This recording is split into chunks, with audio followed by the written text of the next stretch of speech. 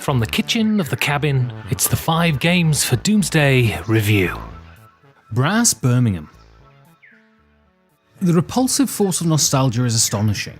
Wave anything even vaguely nostalgic at a person with disposable income, and that money will be repelled from their bank accounts almost instantly. Slap an 80s, preferably animated or Muppet-themed intellectual property onto a collection of dusty old mechanics fished from a box in the attic, and people will crawl over each other World War Z style to throw their money at it. The tone of this opening paragraph is supposed to imply that your graceful and erudite writer has no truck with such frippery and certainly doesn't participate in the infantile eulogizing of the past. That, of course, would be a lie. I adore the false comfort of the past as much as anybody. The past has been neutered and can no longer pierce the skin when it bites, so it's a very safe place to play in. This was part of the reason I backed the Birmingham version of Brass when it appeared on Kickstarter.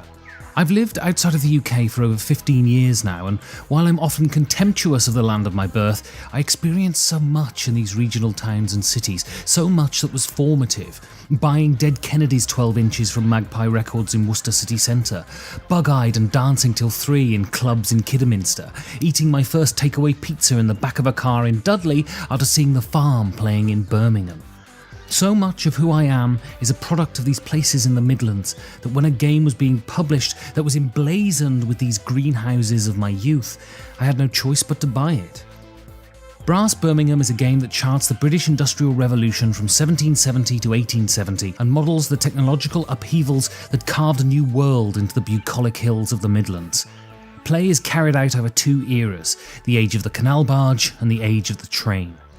Players expand their own personal empires by constructing industries, hauling resources out of the ground and selling their goods to merchants eager to serve the rising demands of the age.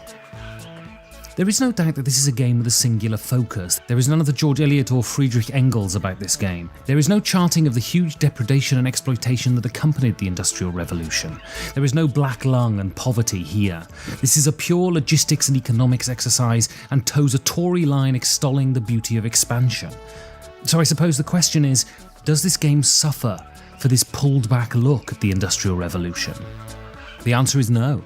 This is a game of almost flawless execution. Games of this sort are constructed to provide challenge and offer players the opportunity to experience the sensation of flow, and in this, Brass Birmingham fulfills its brief wonderfully. There is no doubt that this is a complex game and can seem at first almost willfully opaque. This is a game of an earlier age where challenge was prized over accessibility. This is a game that revels in its difficulty, and it is correct to, because this difficulty and challenge is where the game shines. Brass is not just depredation and punishment though. The genius in this game is that it provides difficulty but always gives the player the means to circumvent that difficulty. This game doesn't rob you of agency, it tests your ingenuity and the ductility of your decision processes and offers you enough rope to hang yourself or swing majestically across the crevasse. Some games have an economy that is so tight that the entire experience can feel constrained and frustrating, but the simple loan mechanic in this game gives the players the ability to lift themselves out of any trench they find themselves in. The loan mechanic is one of the most interesting aspects of this game, with players being reluctant to indulge themselves at first, but after the sheer utility of these loans is realised, people around the table quickly become expert proponents of the leveraged buyout. Brass is also a game that has close player interaction baked into it. From blocking your opponents on the board to taking their resources and gifting them points, Brass Birmingham compels players to interact. There is a lazy notion that Euro games inspire a solipsistic style of play, but in Brass Birmingham this couldn't be further from the truth. Interaction in this game is unremitting and brutal and makes the game all the better for it.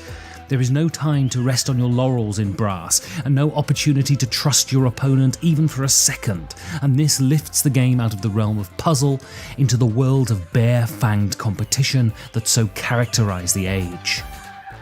Brass Birmingham offers in every second of play the kind of interactions and decisions that characterise exciting gameplay.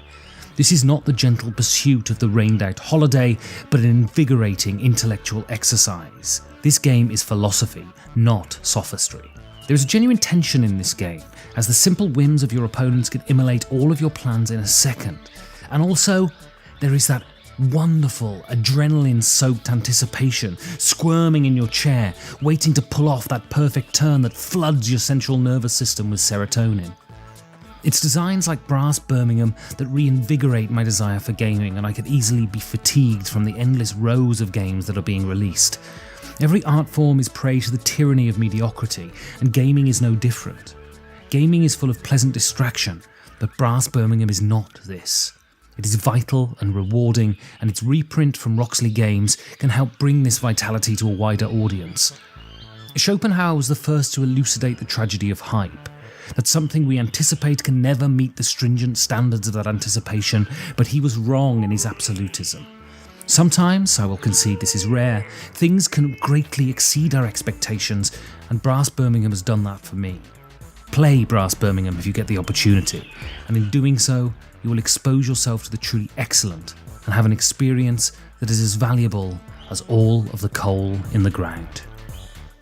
Thank you for listening, and you can support this show by going to patreon.com/5G4D or 5gamesfordoomsday.com.